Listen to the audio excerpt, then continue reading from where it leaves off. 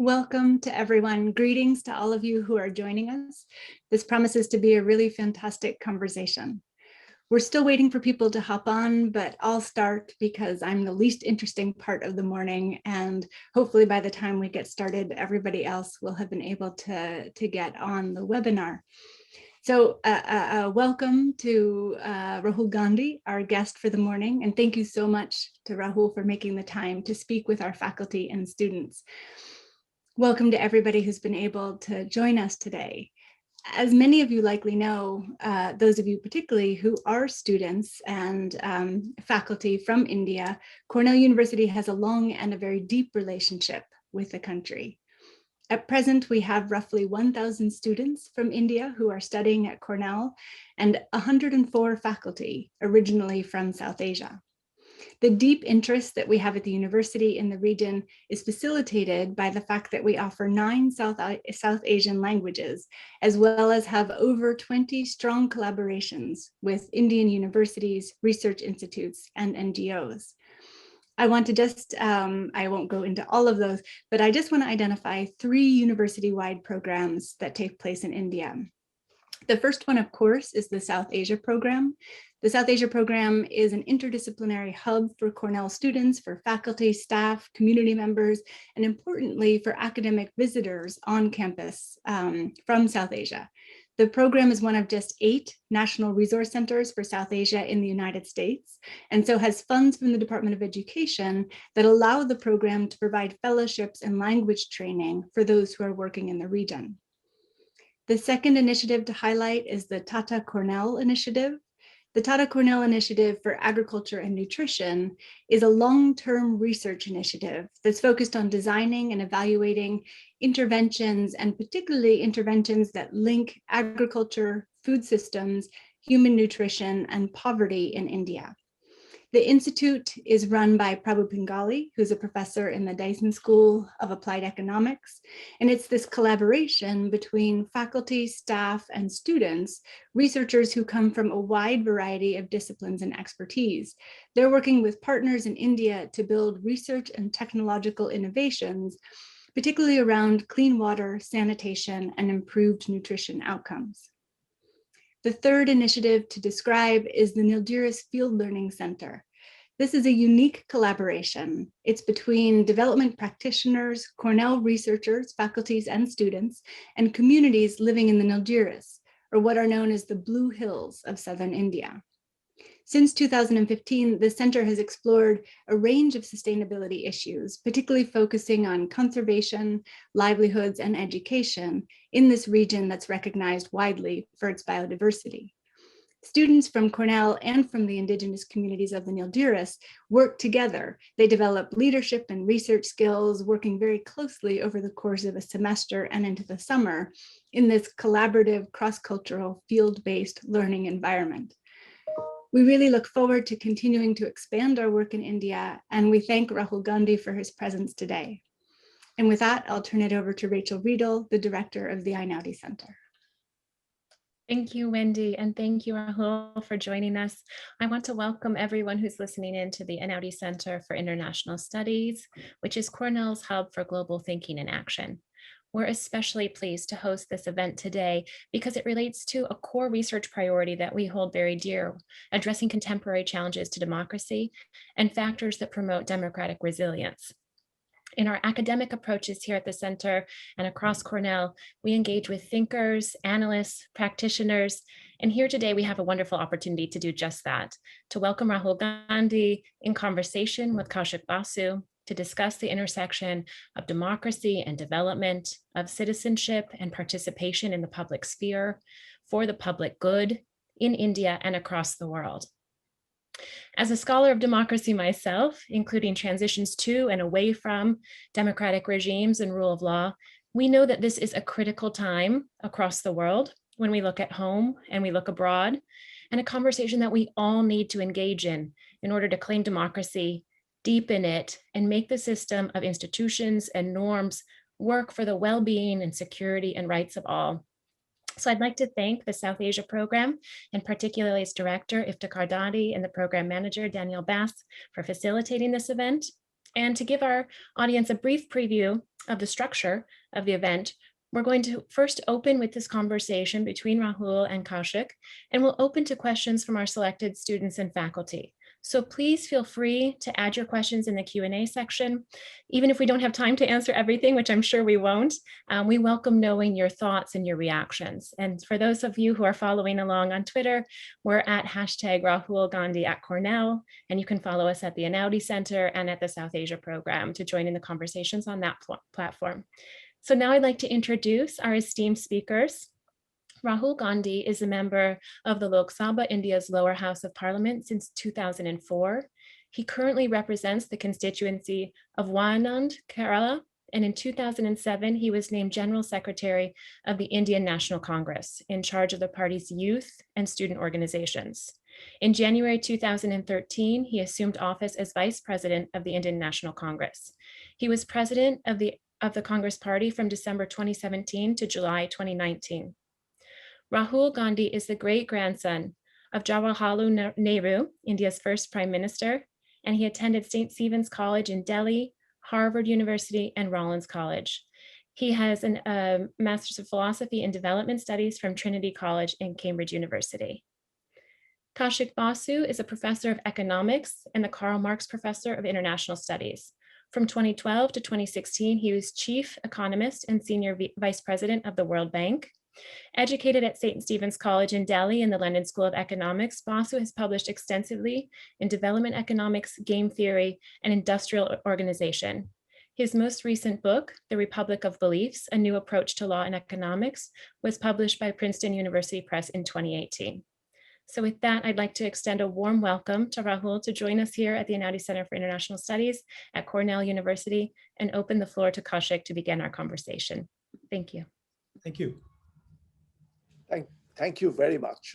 Thank you, Rachel, Wendy, for the introductory remarks. Thank you also, Iftikhar, Daniel, for the huge amount of organizational work that has gone on. Sam, we've been in touch to pull this off together. Rahul Gandhi, welcome. Welcome to Cornell campus. Wish we could have done it in person welcome, but that is not allowed for. So welcome to our campus.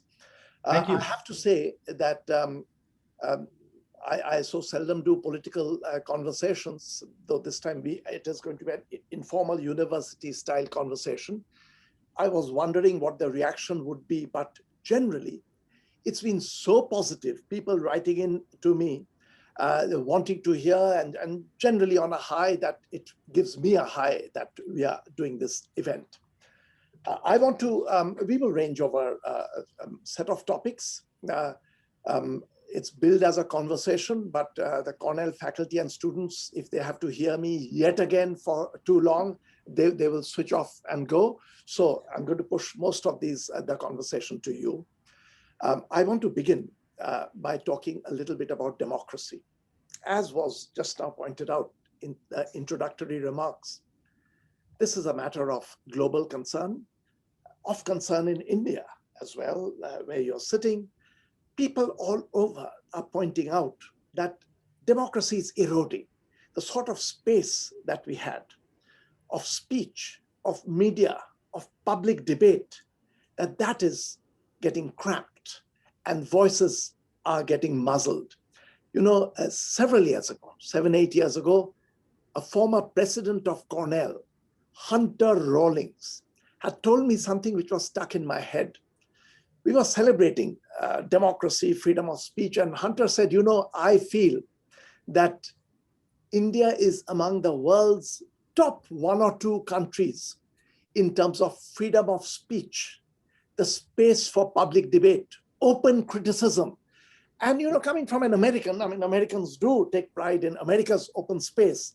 To say that India is right at the top made me feel very good. And that was not just me. We all used to celebrate the space. Given this concern, I would like to start by bringing you in. Is this of concern to you? You are there on the ground, that voice is being muzzled, public debate. And in the end, muzzling debate has a fallout on the economy, on how the country is doing in general. We will come back to the economy. I'm an economist. I will push you a bit into that later on. But on democracy, I want your words. What's happening? Is there hope? how do you feel about the situation in India? I mean, of course, there's hope, but it's much deeper than muzzling debate. Muzzling debate is a symptom, it's one element of it. Modern democracies function because there is an institutional balance in a country. Institutions that are independent, that operate independently.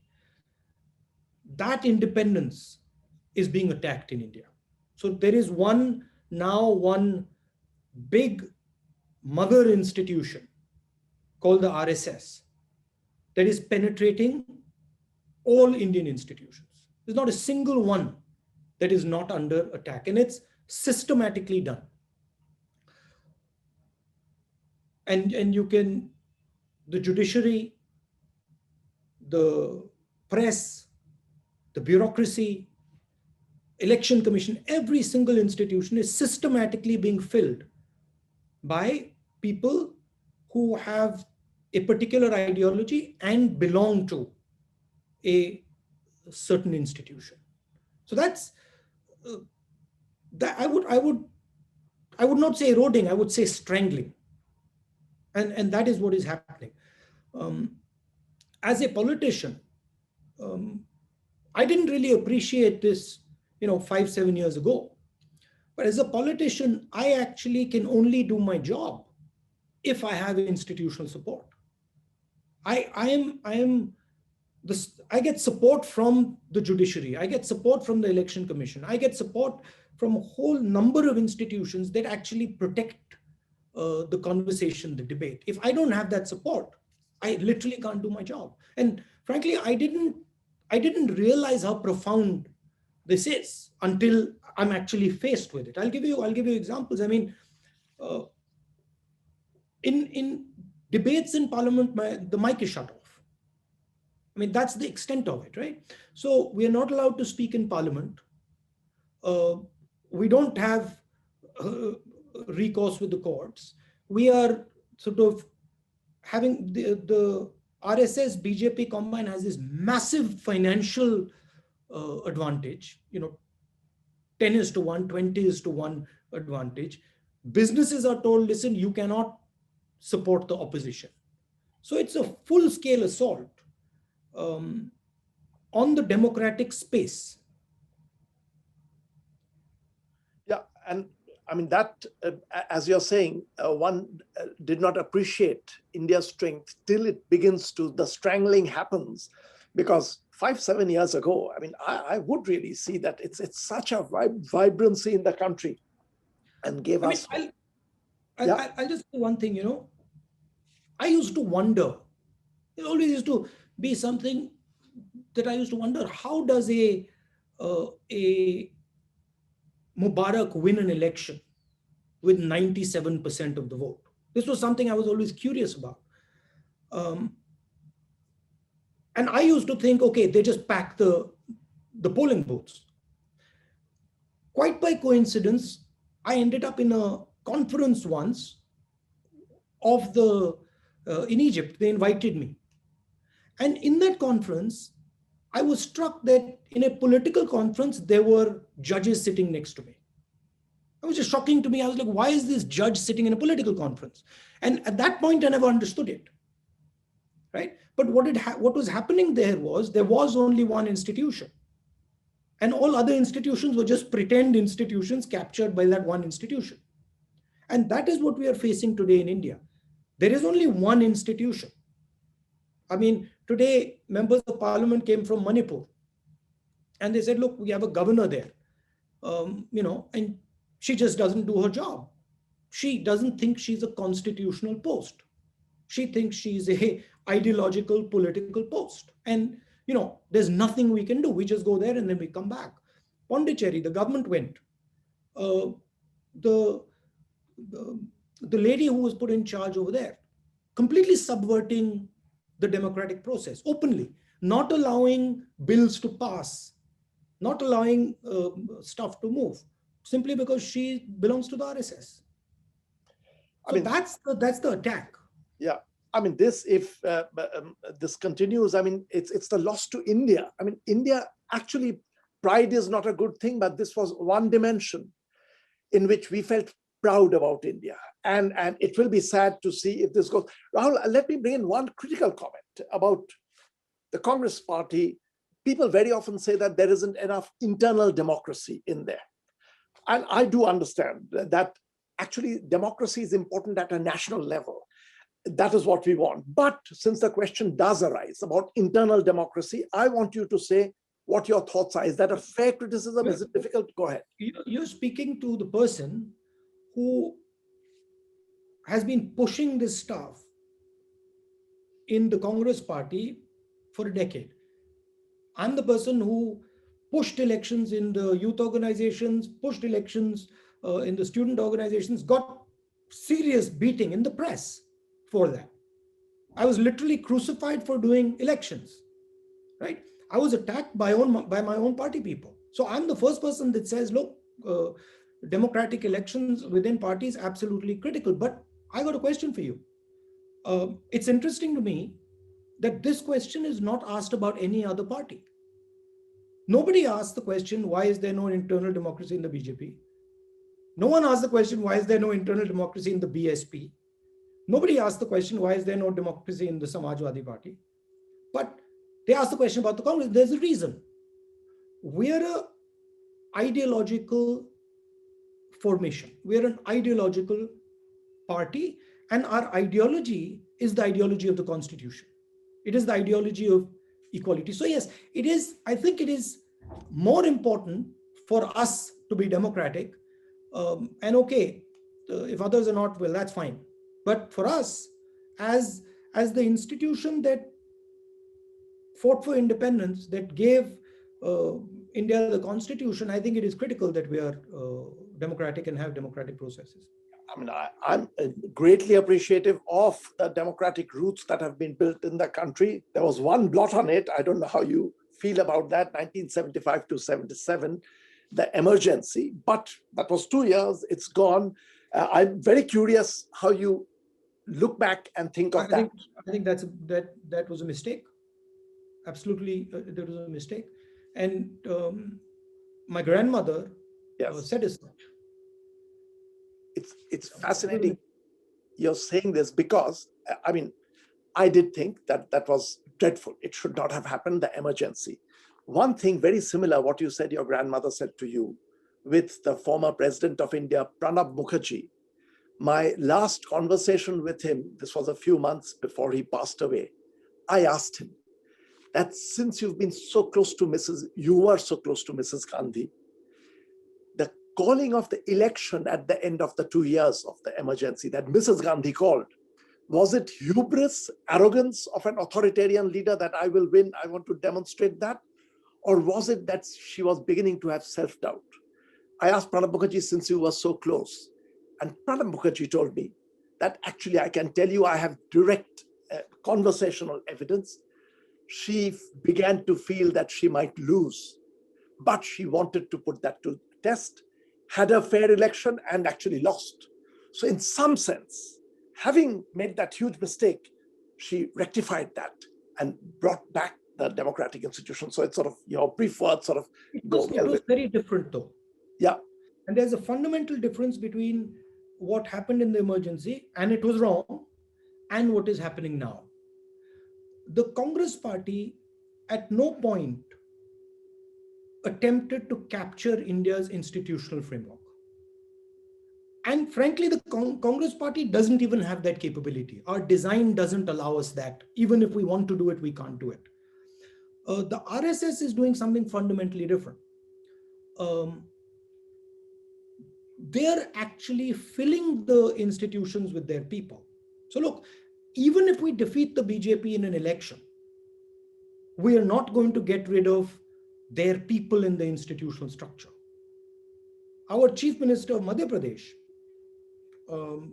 just before he was overthrown, had a conversation with me. He says, listen, my senior bureaucrats won't listen.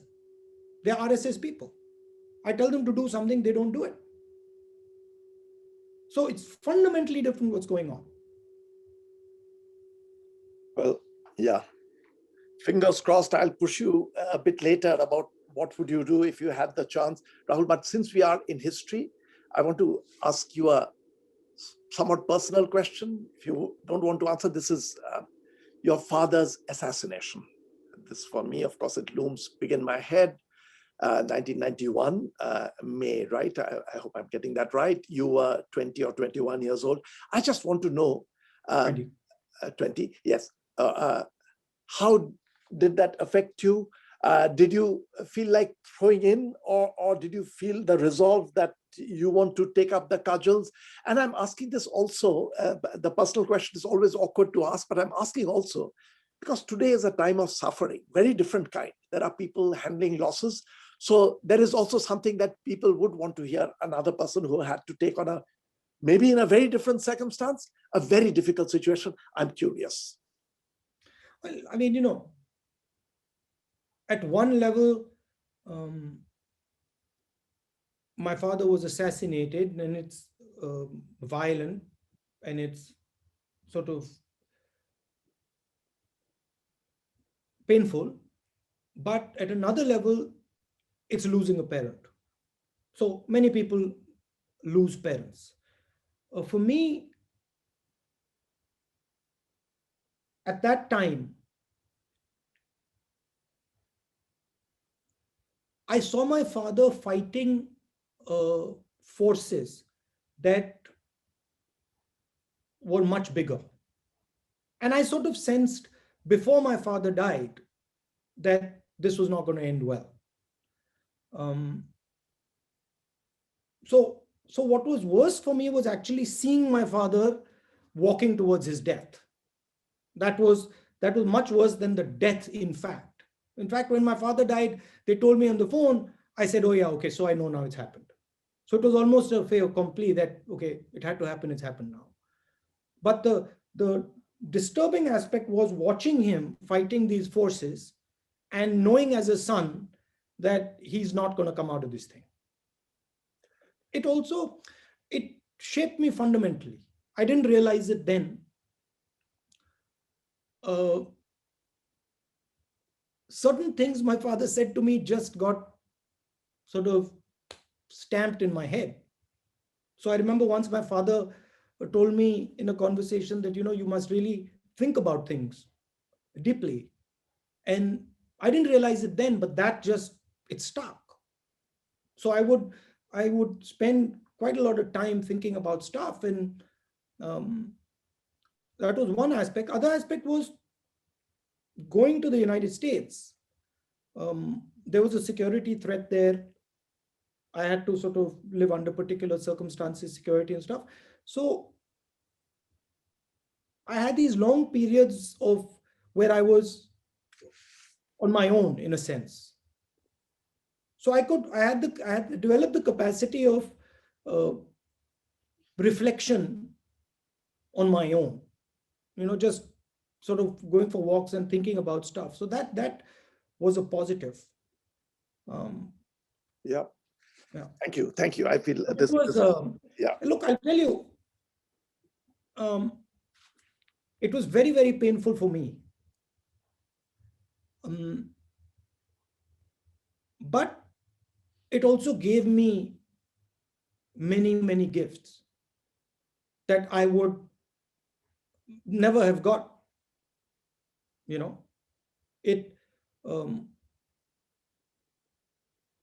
It made me understand violence. It made me understand the other. So I remember, it's a strange thing, I saw my father's killer lying on the beach in Sri Lanka. And I felt very, very bad for him. I just was very upset for him. I was like, I just saw him, that's my father. He's somebody else's father. There's somebody else looking at him right now the same way I looked at my father. Right? So when someone talks violence, I sort of sit quietly and I say, you don't actually understand it. That's why you're so enamored by it. It's never actually struck you. And when it does, you'll have a different view on it. So that type of thing does exist. Yeah. No, So thank you very much. overall, it's a positive, I don't know, positive and negative. I mean, when Prabhakaran died, I picked up the phone, I called my sister and said, Priyanka, this is very strange. She says, what? I said, I'm feeling very bad. Like I should be feeling happy about this. And I'm just disturbed that why are they humiliating this man like this? What is the reason for humiliating him like this? And my sister says to me, Rahul, I'm feeling exactly the same way. Now, saying that to somebody who hasn't dealt with violence, you won't understand it. You'll be like, good that he's dead. But to me, that doesn't work. Having faced nothing similar, I actually understand, because for me, empathy is such an important human quality. And I feel what you said just now will be reassuring to people in different situations who have had to take on. And as you said, just the death of a near person, I mean, even if it's by another cause, a natural cause, it is that. For a couple of years, I was angry. I was angry with who I thought killed my father. Right? And it was, I didn't realize it, but it was a weight on my shoulders. It literally was a weight on this anger was a weight on my shoulders. And then one day I was like, Rahul, why are you carrying this around? There's no reason for you to carry this around. Put it down. And literally I just put it down. And that was it. I sort of understood then that actually one person didn't kill my father. Set of forces combined, and my father happened to be fighting for a cause that was against those forces. So if you view it like that, then compassion is automatic. Thank you. I will inflict some of my academic writings on you, which actually echo a very similar viewpoint. Thank you very much for this. I'm changing topic. We want to cover a lot. I want to get into a little bit of foreign policy issues, Rahul.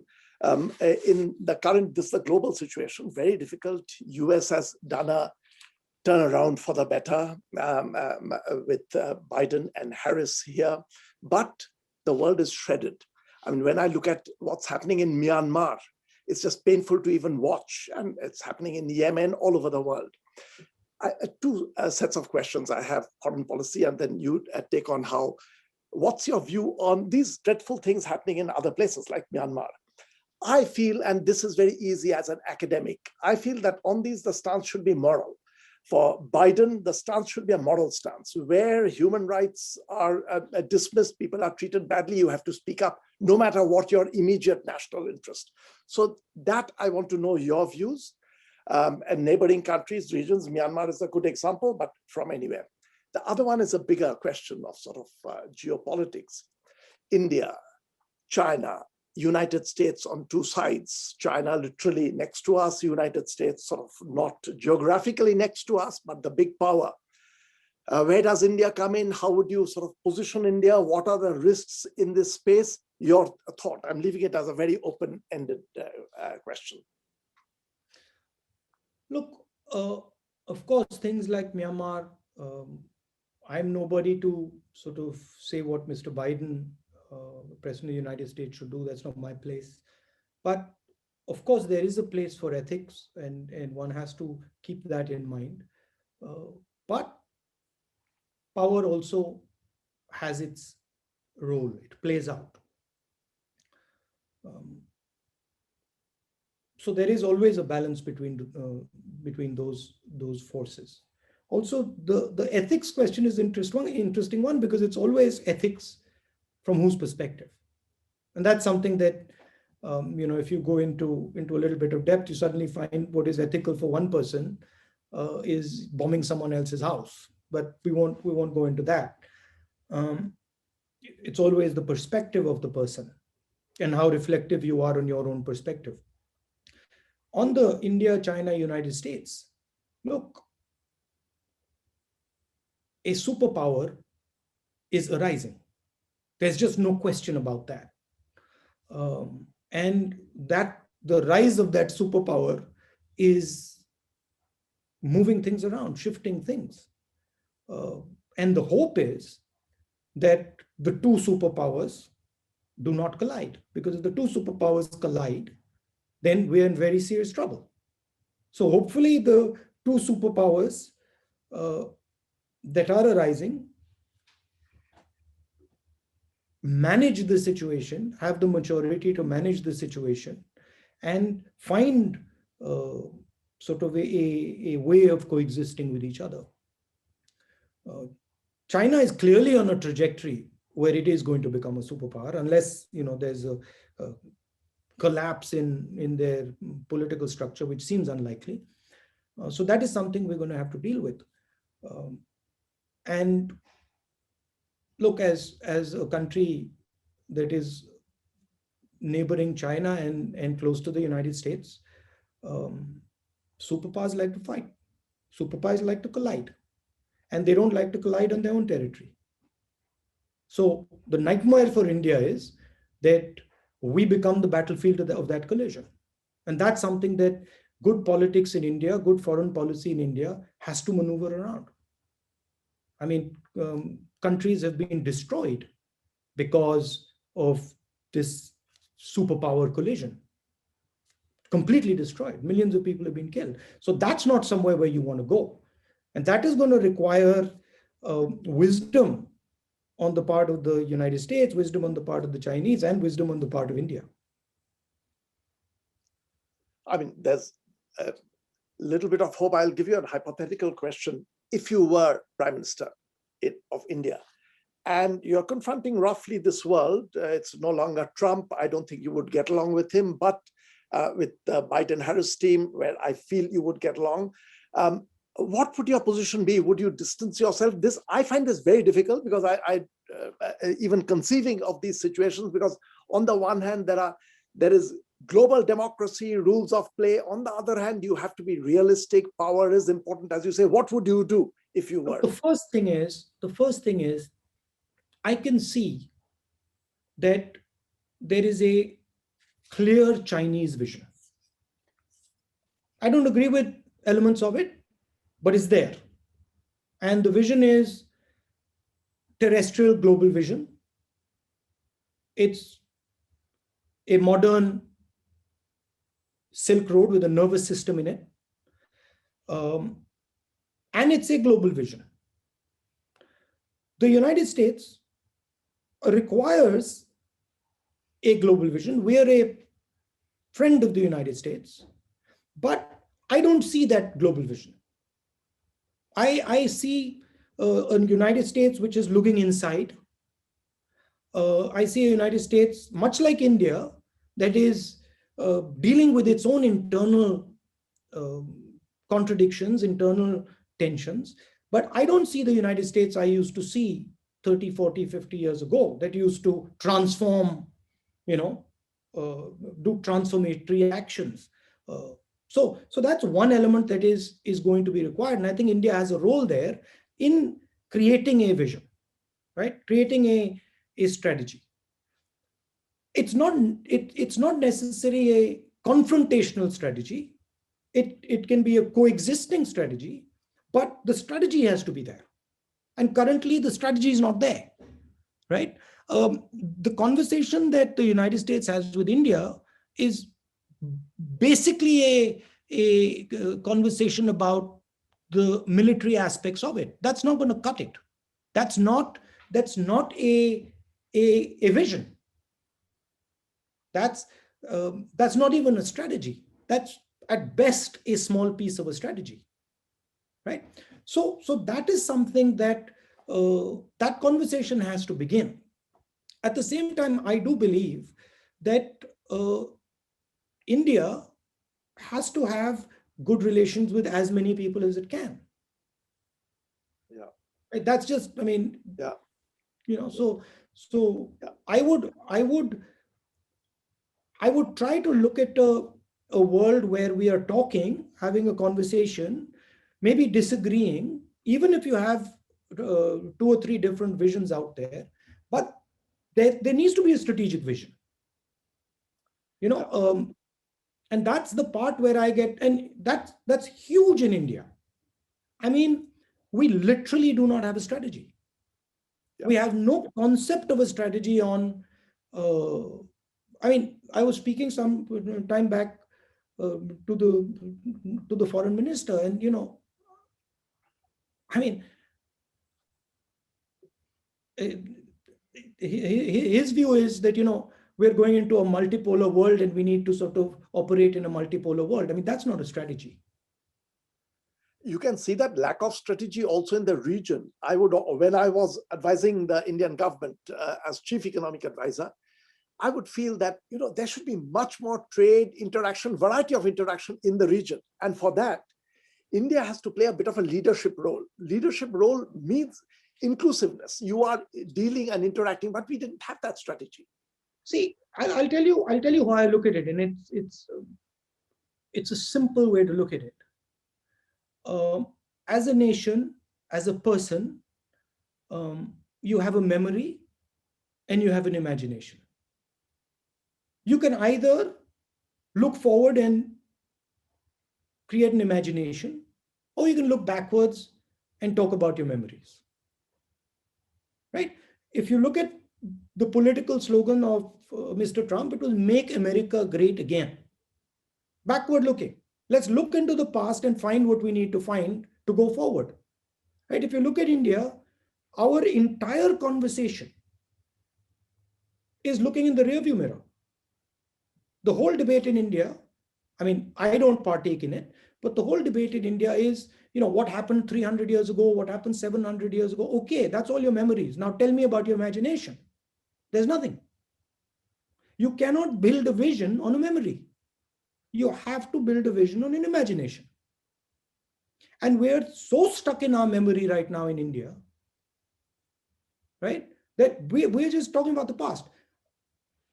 Like them or don't like them, China has an imagination. They are looking at, they've conceptualized a world and they're saying, okay, this is the world that we want. And then they're going out there and building it. That's not what India is doing. India is saying, this is what the world used to be like. And we stop there. And it's similar to the United States. I mean, I don't, not this government, but certainly Mr. Trump was, you know, look where we were 50 years ago. Well, where you were 50 years ago ain't going to help you now. Doesn't matter where you were 50 years ago. Tell me where you're going now. So that is the real question. And the entire politics of India has become one of memory. He did this to me, so I got to do this to him. He did that before, so I got to do this to him. And I mean, it's got to end because it's not going to give you solutions. I again fully agree. I mean, you can't live life by correcting past wrongs and continuing to do that. You have to look further forward. You know, somebody says to me, oh, you know, the Congress party did this. And I'm like, okay, fine, we did that. Yeah. Now tell me what I should do. Yeah. I mean, let's talk about what we can do now. And that's the conversation I want to have. That's the political conversation I want to have. That's the economic conversation I want to have. But that's not what the BJP likes to do because they can't actually have that conversation. No, again, fully agree. And for United States, I actually do feel hopeful that it will be forward-looking. It's going to change. And that slogan of "Make America Great Again," I used to feel that great is a spelling mistake. Your nerves can be grating, that kind of "Make America Great Again." But it could now really stand a chance of some of that. Anyway, foreign policy, well, connecting with that, I want to go into Can I just say one other thing, Mr. Basu? Yeah. You see, when you look at a "Make America Great" slogan again, or you look at the RSS's vision of India, as somebody who opposes that vision, one would have a tendency to just brush it off. But you can't brush it off because "Make America Great Again" is a reflection of the sentiment of American people. And there is a reason they have that sentiment. There is a failure that has taken place. And so you have to accept that sentiment, even though you might fight that sentiment.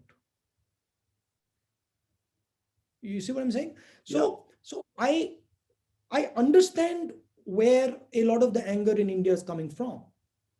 We are not creating jobs. Yeah. Right? So I can understand if people are not able to see a future. anger is going to develop. But it's not going to give you a solution. Yeah. So in a sense, you've got to go beyond the slogan. Yeah. I actually want to use this as a segue to what you just touched on. I feel one of the reasons, it's both ways. We are looking back, and doing that is also hurting our present situation. And that really is showing up in the numbers and the economy. And the economy, and let me just say, since this is something that I watch, of course, very closely, the Indian economy is doing very poorly.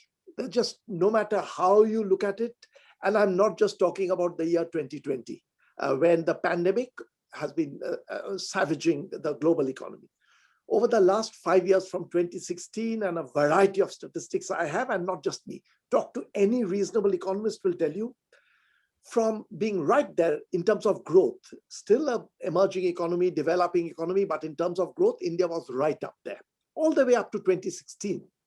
Then it started tumbling down. And the tumble down, this is a very interesting thing that has happened from 2016 to now. Every year, the growth has been less than the previous year's growth. 4 steps downwards has actually never happened before in India, independent India. That there are other indicators. And for me, one of the things is it's probably doing both ways. This is what is making us look back and just glorify, think about the past, don't look at our current predicament. And that focus of attention, going just talk about the past, is also meaning the present is being neglected. One more actually indicator I should point to, because in your day-to-day life, you may not come across it, but as an economist, I feel very troubled. Malnutrition. NFHS has just put out data for studying India from 2015 to 2019, the 4-year period.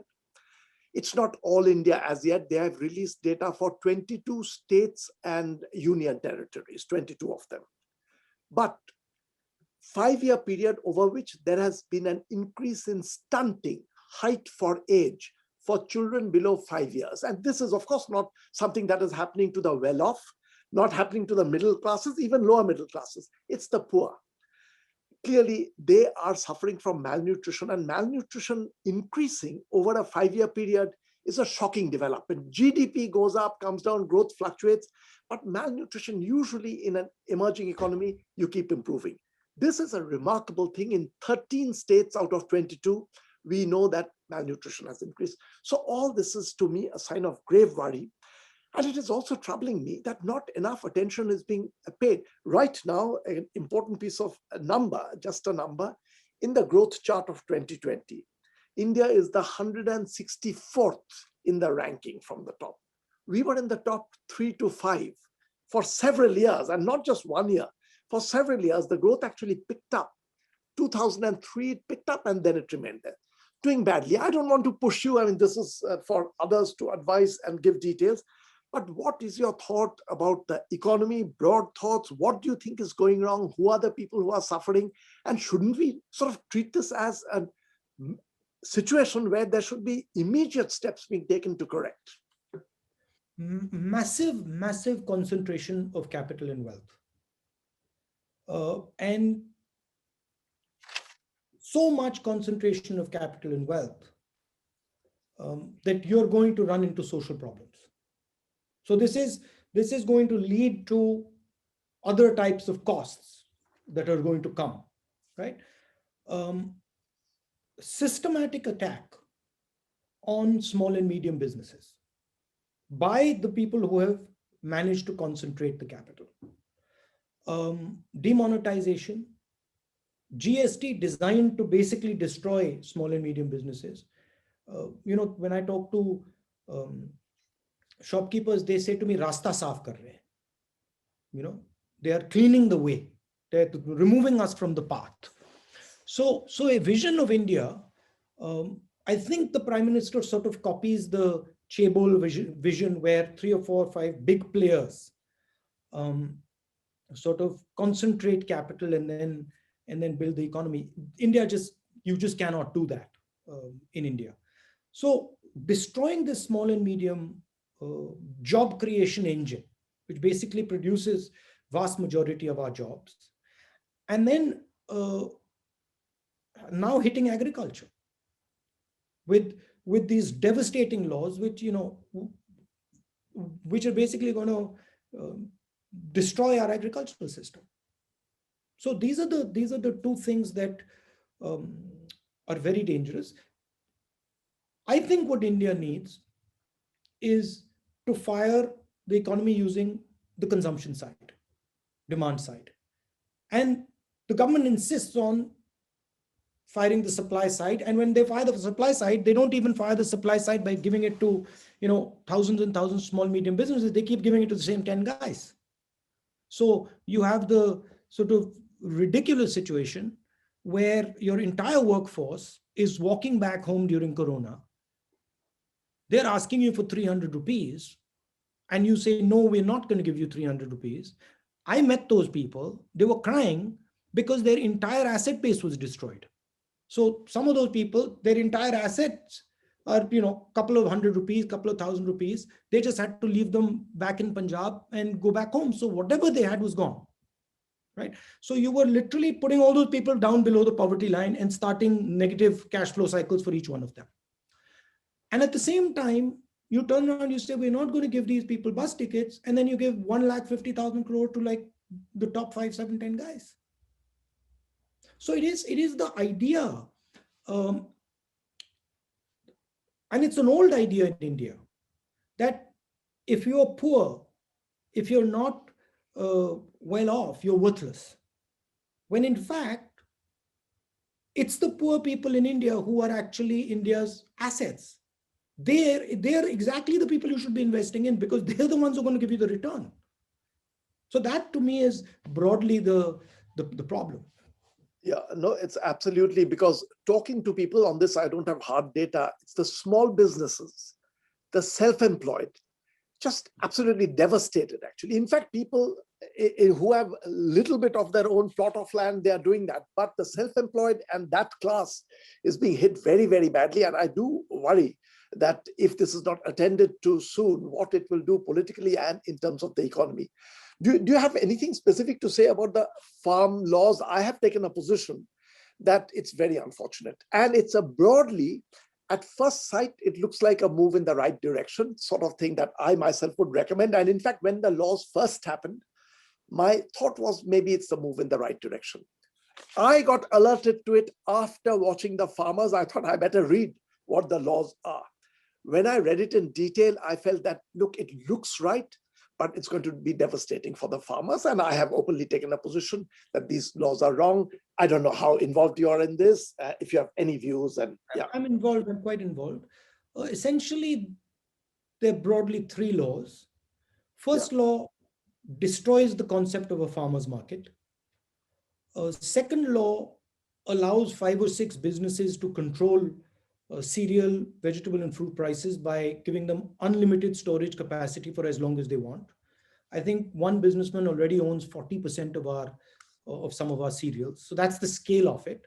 And the third law says, look, if farmer wants to contest price, he can't do it in a court of law. Yeah. Those are 3 laws, right? So what they're going to do is, I think the Prime Minister has a vision of making agriculture more efficient. He doesn't understand that agriculture in its current form is actually providing protection to a whole bunch of people. Is providing a shock absorber to millions and millions and millions of people. Is providing a space to go when the city doesn't give them what they want, right? And he's going to take that away. And when he takes that away, you will have people who will have nowhere to go. And then you will have social problems that you cannot imagine. And what this is basically what the farmers are saying. The farmers are, if you go and you talk to them, what they're essentially saying is, look, where do we go now? There's nowhere to go, right? If you think about the instinct, right? When Corona came, why did those millions of laborers run home? Because that was their protection. The village was their protection. I know people who were laborers in urban areas. When they couldn't get a job, they went home and they could eat. right? So it might be a subsistence field, it might be a small field, but it allowed him to eat. Now, what the Prime Minister is doing, he's trying to take that thing away from him. He's saying, let the 2-3 top businessmen run these massive farms, etc., etc. When that guy doesn't have anywhere to go home, then you see the violence that happens in the cities. Yeah. So they're not thinking these things through. Yeah. Yeah. It's like demonetization. They're not thinking the consequences of these things through. And the reason is they're not negotiating these things. In my political experience, when we started to do the GST, we understood immediately the complexity of it because we started negotiation. And the negotiation was what was warning us that, listen, you need to be careful with this thing. The BJP just said no negotiation. We're stopping it down your throat, 12 o'clock at night. So in the Indian system, the political conversation, the political process actually shows you where the negotiation has to take place. And when you do it without the process, the cost comes to you later. So if we had done the GST, we would have had a much longer drawn out conversation, but we wouldn't have had people saying, oh my God, I can't fill this form. Yeah. No, that's actually, bang on point. Actually, the GST, I was involved those days. The debates and discussions that were going on, very intricate. We wanted it. In fact, Pranab Mukherjee, who has a phenomenal memory, you probably know, reminded me that we had 23 meetings, proper full meetings with various groups that when we were planning that. And that was it. It is the move in the right direction, right intentions, but so poorly implemented. Again, it's been devastating for a segment of the... And somebody said to me, well, the GST idea was good, but their implementation was bad. No, actually, the idea includes the implementation. You can't say that this is a political idea or this is an economic idea and the idea doesn't include the implementation. Because if you don't have the implementation in the idea, then, what is that worth? Yeah, very well put. I mean, that's a sentence I have used. So it's a critique of what I've said, but it's very well put. I see what you mean by including that. Yeah. If I'm going to say I'm going to give you a GST, and then I have not factored in the implementation of that thing, then what I'm basically telling you is I'm giving you a pipe dream. Yeah. It's only when the implementation is factored in that I'm giving you the product called GST.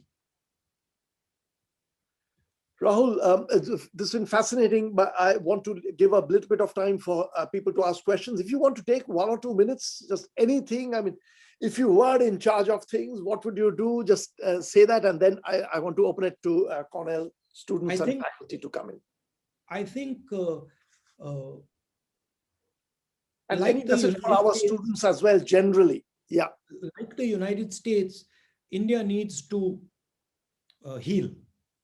It needs to start a conversation, gentle conversation, compassionate conversation within itself.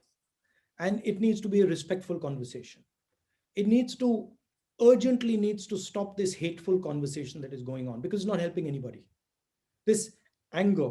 And it needs to accept that what worked between 1990 and 2012 is not working. And what the government is currently trying to do is an extension of that concept. We have to bite the manufacturing bullet. We just have to. We simply will not be able to give our youngsters jobs if we don't bite that bullet. And we can keep coming up with this nonsense that, service industry. A country of 1.3 billion people cannot be run on a service industry. It requires a manufacturing strategy. And we have to come out with it. And then we have to see what our assets are. We have a huge asset in our agricultural system. It requires reform, but it doesn't require complete destruction. So have a conversation with the farmers, have a conversation with the small traders, and reform that huge asset that India has.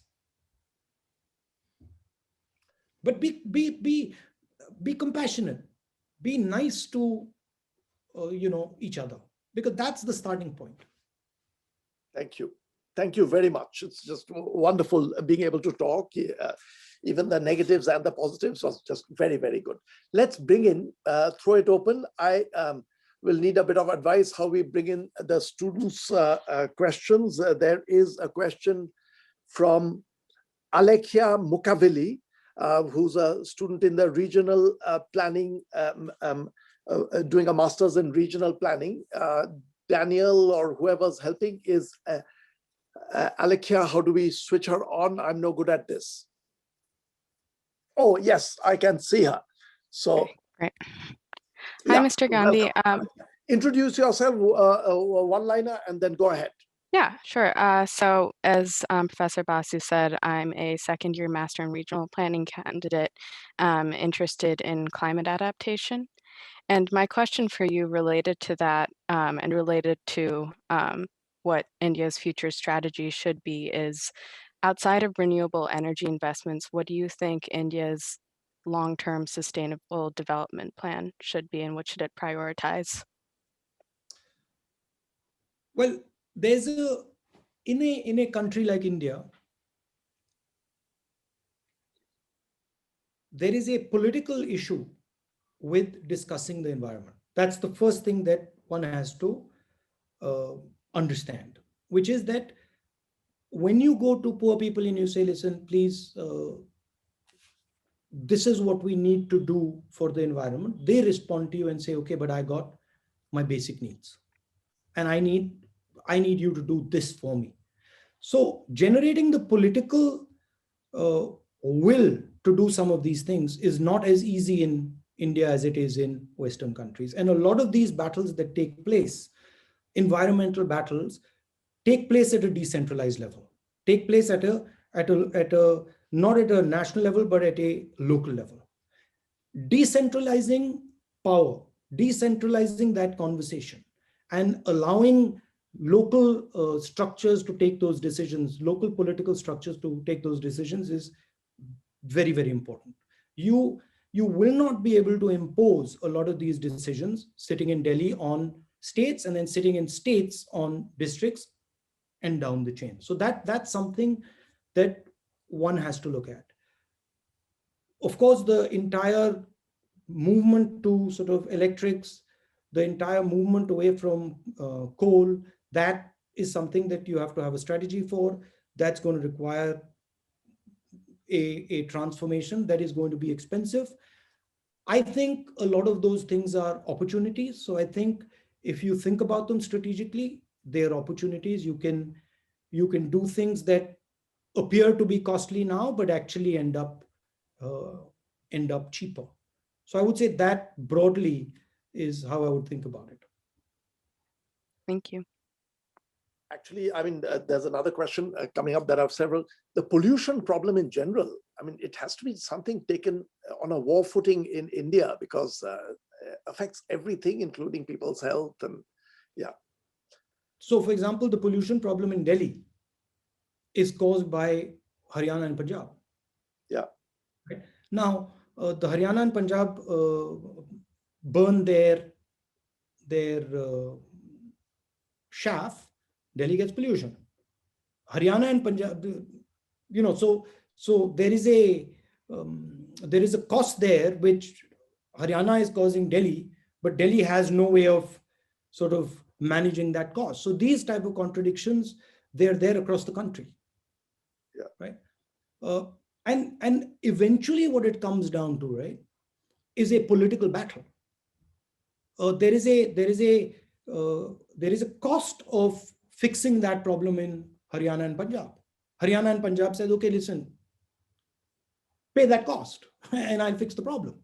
So that is a negotiation. It's a political negotiation. If the Punjab chief minister suddenly says, listen, guys, I'm not going to let you burn your crops, well, he's got a problem.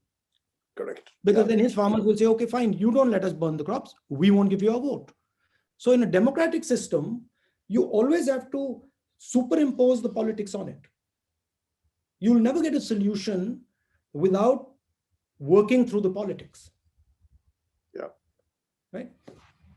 The next question is from Harman Singh Dodhi, again, student of city and regional planning. The regional planning people are active in asking questions. Harman, the floor is yours. Thank you, Mr. Gandhi, for joining us today. And I'm originally from Chandigarh. So we know that India is going through this age of digital revolution where new data-driven technologies are coming up. And the government is also trying to incorporate them in their own policies and programs. And one such program is the Smart Cities Mission in India. So my question is, do you think the Smart Cities model can help improve access to basic services like water and energy to citizens of India, or is there more that needs to be done? I mean, well, what I see of the Smart Cities model, I don't see any real results coming out of that model. And I certainly haven't seen the money that is required to actually deliver something out of the smart city model. So the amount of money that is being put in, to create these smart cities is tiny. It's not going to create any smart cities. I think a combination of improving infrastructure of a city and then broadly connecting the country, connecting the cities, I think that is something that would work, but you need to put money behind it. It's not going to work if there's no money behind it. Yeah. Thank you. Next, there's a question now coming up from Atharv Garje, a student of biology and history. Atharv, the floor is yours. Hello, Mr. Gandhi. Thank you for joining us and speaking with us today. I wanted to ask you further about what you were talking about earlier with the penetration of India's institutions. Do you think it's possible for India's institutions to act independently of majoritarian interests in the current day? And how or what changes need to be made in order to prevent this sort of penetration from happening in the future? The reason you're penetrating these institutions is financial concentration. So it's a money grab. That's what's actually happening. And as the RSS and its sister organizations grab more and more resources, they will start to get a reaction from the people of India. And you can see that in the farmers. If you want to look at it simply, the money is being taken out of the farmer's pocket.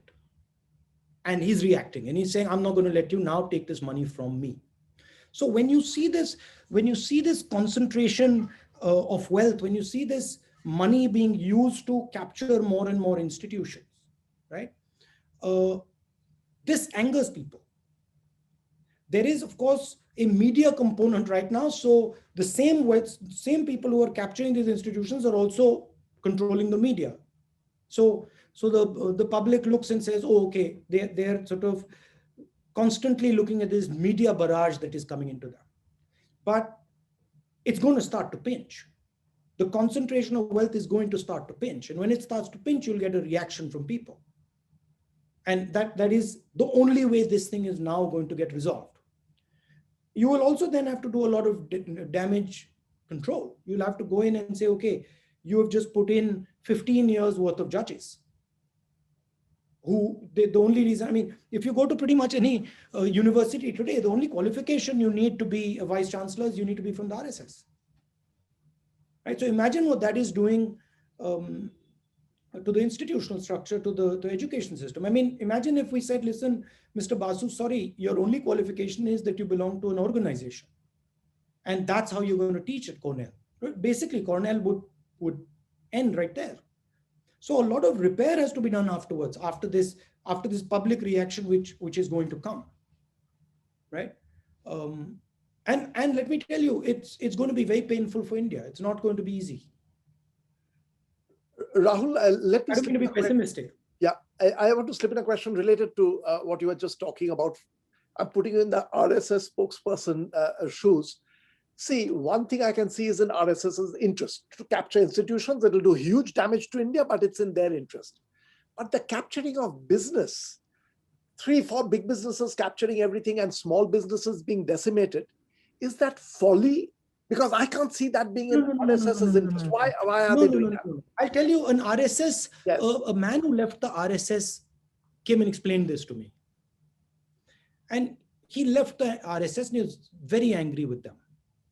And, I don't normally meet these guys, but he said, I want to meet. So he had left the RSS, so I met him. And he said, look, the innovation that has taken place is RSS used to be an organization that used to represent small shopkeepers. Yeah. He says, the innovation of Narendra Modi is to take large capital and fund the RSS with it. So scale up RSS using the 3, 4, 5, 7 crony capitalists. So the RSS is the organization that is capturing the institutions. We used to fight the RSS with no problem because they didn't have money. The Gujarat model was the concept of giving them thousands of crores. That's how they suddenly got turbocharged, right? And so now what you have is a combination of the Prime Minister, RSS people attacking the bureaucracy, attacking our education system, attacking our exam system. So if you want to join the IAS today, you got to go through an RSS training school, right? And that is combined with crony capital. So the crony capital manages the TV, the RSS manages the capture of the institutions. And by the way, WhatsApp, Facebook, these guys are also controlled in India by the BJP. So their leadership in India, the BJP, the RSS head in India is a BJP person. So it is a combination, it's teamwork between RSS and crony capitalism. It was first attempted, by the way, this gentleman told me, he says, पहली बार इन्होंने वो प्रमोद महाजन के साथ किया था, but वो fail हो गया. फिर गुजरात में मतलब मोदी जी ने इसको ठीक से किया. Or so he was basically saying, look, I am a representative of these small shopkeepers. I got nothing to do now, because now the thing is directly funded by big capital. So what the crony capitalists figured out is that the RSS is a sort of institution that can be used to capture the political system. And the trade is very much like in Saudi Arabia. So in Saudi Arabia, the Wahhabis say, listen, you let us handle the institutional structure of Mecca, and you handle the Saudis, the royal family handles the finances of the oil. So there's a split. This is exactly what's happening here. So the deal is RSS, you do whatever you want with India's institutions. We will give the Prime Minister full media access, social media access. The Prime Minister will give us all the businesses we need, and together we'll run the country. It's a compact. Yeah. No. I don't know. I mean, I don't know if you see the framework. Yeah. No, it's very cogently explained. Let me. Iftikhar, Daniel, if I go over by 5 minutes, I hope that's all right. I don't want to deny questions. I can see 2 more coming up. Reva Fansalkar, master student at Cornell. Reva, please come in. Hi, Mr. Gandhi. Thank you so much for coming and speaking with us today. So you spoke a little bit about the importance of having a vision for the country. And I feel the union budget is somehow an indicator of that. So what I want to ask you is, how would the 2021 union budget differ under your leadership than what it is right now? And what are the sort of sectors that India needs to prioritize? And I know you spoke about the economy a little bit, but if you could talk through, the sort of sectors that are specified in the budget, I think that would be very interesting to hear. This budget attempts to start the economy by priming the supply side. and it primes the supply side by giving huge amount of funds to large big businesses. Okay. To me, India's challenge, central challenge, is job creation. And to me, job creation is going to require 2 or 3 things.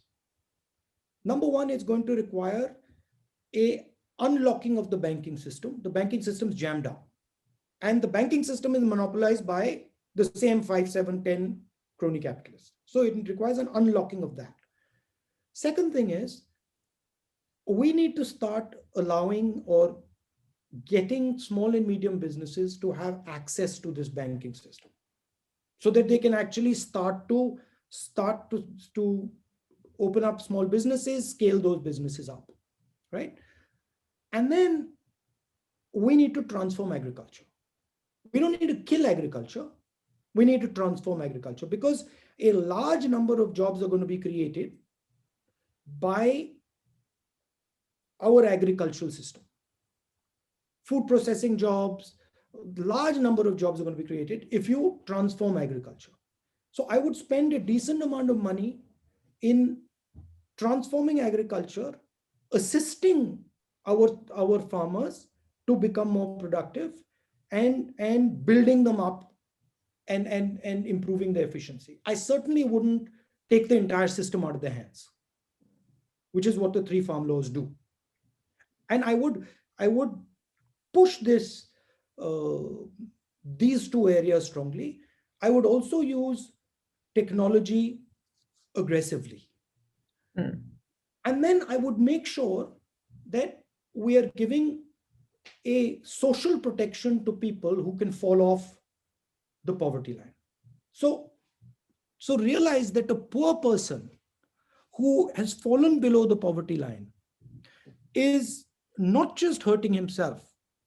He's not giving you he's not giving you production. He's not adding to your output. So what you want to do is you want to give him a floor underneath. And Mahatma Gandhi Narega is early 20th, 21st century example of that. I think there are newer examples of it. Our Nyay scheme is one. But we need to give a sense of protection to people on the lowest part of our population. So that is broadly how I would think about it. That's not to say that large businesses are not part of the equation. They're absolutely part of the equation, and they have to be supported, and they have to be part of the game. My complaint is that's the only game in town today. Thank you so much. Thank you. Where are you from? I'm from Mumbai. Okay. Well, there's one question coming from one of my colleagues. She's a friend, and I don't want her as an enemy by denying. So though we've gone just over time, 5 minutes more, Durba Ghosh, Professor of History. Durba, the floor is yours.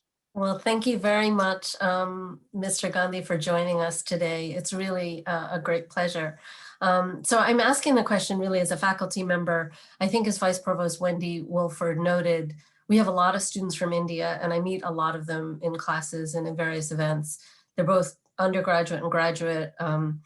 They come to Cornell to study a wide range of subjects, but when I tell them that I'm a historian, many explain that their interests in history, literature, and the arts are not taken seriously in India as credible subjects of study.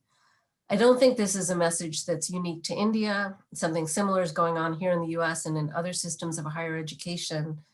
When you began the conversation, you identified institutions as a central feature of sustaining democracy. And obviously educational institutions are critical spaces. And I'm sure you're very aware of the ways in which higher education has been targeted in India. How would you feel about a government recommitment to higher education in India, and what would such a recommitment look like? I mean, as you said, higher education, in fact, the whole education system is being targeted, right? rewriting of history, um, subtle rewriting of social norms, subtle attack on the ideas of the constitution, subtle attack on the ideas of equality. So these are values that India just requires. Modern India cannot exist without these values, right? So absolutely you need to reclaim this space. What is going on is essentially an attack on the idea of equality, right? And by the way, the RSS began the attack through their schools. So much like the radical Islamists use their madrasas in Pakistan, much like that, the RSS uses its schools to push a particular worldview, right? Nobody asked the question, where does the RSS get the money to run hundreds of thousands of schools from? These are not profitable schools. So nobody is asking the question, right? So absolutely, it's a capture of the Indian education system, and the Indian education system has got to be taken back from their hands. It's going to require work, and it's not going to be easy because a lot of their people are, once you get a job as a teacher, you're in. That's it. Then you can't be removed. So we are looking at a long problem. Yeah. Can I just follow up quickly? I mean, and I say this as a parent also of college-age children, right? And so I'll just say my part of the family is the only part of the family that's permanently emigrated to the United States. So I have 20 cousins who live in India, right? And one of the things I hear from them is their anxiety about their children, right? I have anxieties about my children. They're different, right? The anxieties that I hear from my cousins are about the future of young people in India, right? You know this, India has a very young population, right? There's lots of opportunities that are not available in the way that they once were, right? So what is this kind of restructuring that you imagine look like for young people? Essentially behind the sort of bluster, what the RSS and Narendra Modi are trying to do is once again reinforce the idea of caste in India. That's what they're doing. That's what the project is, right? The project is that everybody should know their space. A Dalit should know his space. A woman should know her space. And a Muslim should know his space. And a Sikh should know his space. And that's what they're doing. They're organizing space. If you listen to some of Mohan Bhagwat's talks, he talks like that. He's like, we're organizing Indian society and everybody's got a space, and everybody's got to fit into this conceptual space that the RSS imagines. It's not a space it's not a view of space that you and me imagine, which is flat. It's a hierarchy on top of which sits Mr. Narendra Modi. Number 2 is Mr. Mohan Bhagwat. Number 3 is Mr. Amit Shah. It goes down like that. And that's what they're trying to do. Look, I'll tell you what a large part of the problem is that large parts of India simply won't accept it. So they will try to impose this idea, and then they will get a reaction from large parts of India that just simply don't agree. So Mr. Mohan Bhagwat's framework of the world, for example, is not acceptable to the Tamils. It's simply not. It's not acceptable to the Sikhs. Right? It's not acceptable to the Northeast. It's not acceptable to the Keralites. So they're suddenly going to find that the reaction is going to come subnationally, and it's going to be violent. So what the Congress actually did is it stitched these groups together. I went on a tour to Tamil Nadu, and I was telling them, I was like, look, if I say that Tamil Nadu belongs to India, then I have to say that India belongs to Tamil Nadu. That's the contract. I cannot say that Tamil Nadu is India, but India is something, that Tamil Nadu does not fully own. I can't say that.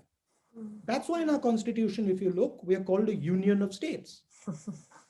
We came together. It's a negotiated settlement, and we all came together and we said, we agree with this constitution. Fiddle with the constitution, a lot of those people will say, sorry, what are you doing? So they're actually destroying the country.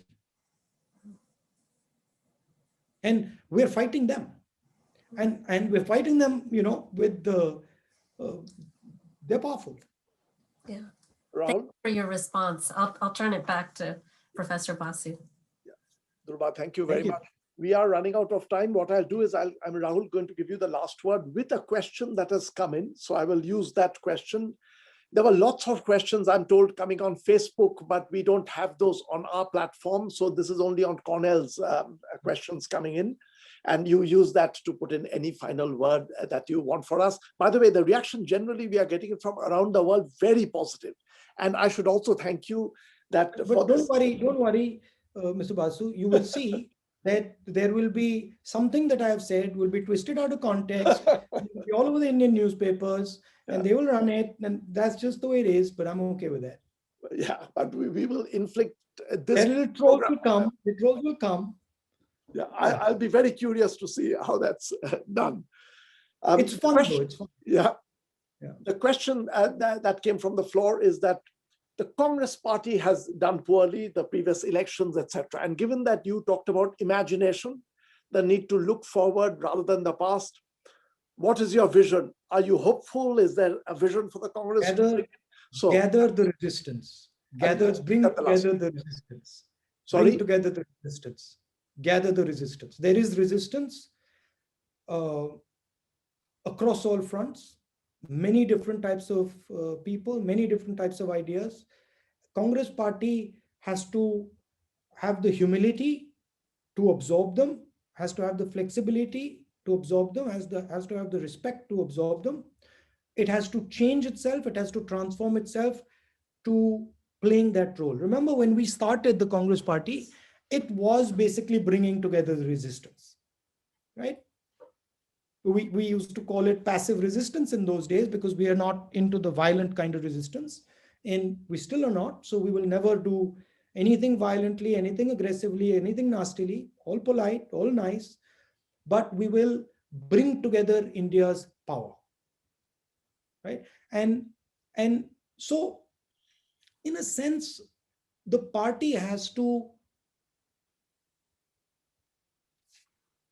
submit itself to the Indian people. It has to open itself to the Indian people. It has to submit itself to the Indian people. And it has to be humble because it is fighting arrogance. And so that is what the Congress party has to do. And it's not an easy transformation. It's a difficult transformation, but it's in our DNA to do it. And there are a lot of people who are, not happy with what's going on. So they're there. We have to be open, we have to be affectionate, and we have to carry all these forces. I actually believe that not just the Congress party, the opposition after 2014 is no longer fighting for power. We're fighting now for India. I'm absolutely convinced. For me, we're now fighting a battle for India. Before 2014, when we used to fight elections, we were fighting to win elections. We were fighting for power. Now that game has changed because the rules now have completely changed. We don't have the institutions to protect us. We don't have the architecture to make it see, what is India? Or what is, when you say we're going to have a constitution, what is India? It is a negotiation. India decided that we're going to have a free and fair fight for power. And that's what it did until 2014. And you mentioned there was a brief period where, emergency, where the Congress party was wrong. And I'm the first to say it. But that changed in 2014. Right. That is not happening anymore. There is not a free fight for power in India anymore, which means now we have to fight for India. Rahul, very well put. Thank you very much. By the way, Yes. again, I want to be positive about this, because for me, right? Yeah. This is the best opportunity that India could have ever got to learn, to understand its weaknesses, to emerge stronger. I think it's like India has to go through the fire to transform itself. And you can never transform yourself without going through fire. So there is going to be a cost, and we're going to bear the cost. And we're going to come out on the other side, and we will be wiser, we will be nicer, we will be more compassionate. And I think we will play an important role on the planet. I think I mentioned to you China and the United States. What I didn't say there is, I think making sure that those two superpowers don't go to war, I think that is something that India should take as its responsibility. Yeah. So India has to sort of play that global role. We after all are a bridge to both those cultures, right?